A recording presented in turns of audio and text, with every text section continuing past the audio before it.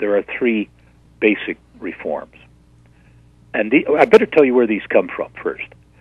In the 1930s, with the Great Depression, my alma mater, the University of Chicago, was in its great days, and they had great economists there, really great economists. This was before the university economics department went over to the dark side, which is where they are now with market worship.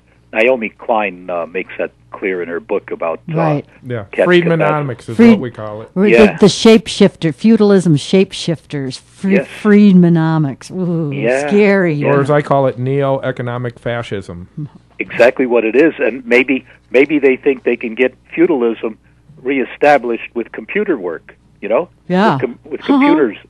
Anyway, the Chicago Plan came about from a guy called Henry Simon. He was a great economist. He figured out how to fix the banking system of the 30s without wrecking it, how to introduce morality. And they had two big things that they had in the Chicago Plan. First thing, all the Federal Reserve banks would be nationalized, all of them. Second, and only the government then would be the ones that would create the money. And the second part that they had was that the banks, the fractional reserve system would be ended, so that banks no longer had the privilege to create money. Those were the two things that they had in that proposal. Was called the Chicago Plan because so many of these economists came from Chicago at that time. Now, what we are proposing in the American Monetary Act, we base it partly on the Chicago Plan, and the very first part is that the Federal Reserve System has to be. People tell me don't use the word nationalization because it scares Americans. Americans are not a bunch of ninnies scared by words. So anyway, let's say we incorporate the Federal Reserve into the U.S. Treasury. Okay. All right? That's the first step. All money that is created through the Federal Reserve System then is U.S. government money because it's from our Treasury. The second part, and that's a crucial part. The second part, all three parts actually are crucial. The second part, also from the Chicago Plan, banks no longer can lend their credit. They can lend money, but they can't lend credit. And the difference I'll explain in the third part. The third part, there's a very elegant way of fixing all the past credit that they've created. It's all turned into money. There's a way to do that. Simon figured that out, and I just call it extremely elegant. It does not destroy the system.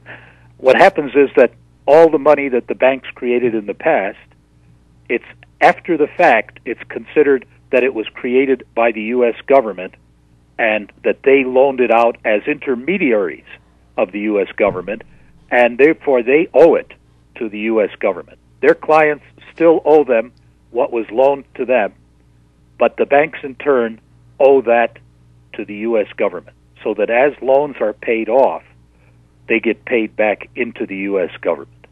And that is no longer credit. It's no longer credit, it's money, so it doesn't go out of existence. Mm-hmm. That's crucial. So the third part of the plan, it's Title V of the Act that you've got there, is the infrastructure. The government's, where's the new money going to come from? Okay, we've stopped the banks from creating money, and unless you have another source, you are going to create a deflation, guaranteed deflation. So the government starts to create money for the things that we all know we have to have and that we want. And of course, I'm talking about the infrastructure. The engineers tell us that we are $1.6 trillion behind on our infrastructure repair. Well, everyone wants it. They all want good infrastructure. They just say, how are you going to pay for it? Well, you simply create the money for it in the same way that money is being created now to bail out the banks. Simply create it. And in infrastructure, that's bridges, roads, water systems, sewer systems, all of this stuff, we include in infrastructure the human infrastructure of healthcare and education.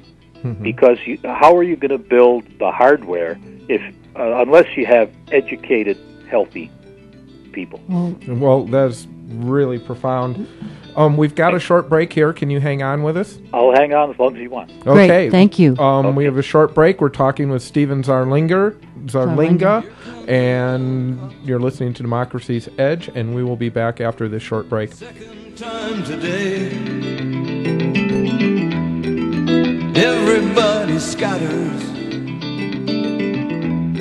and hopes it goes away.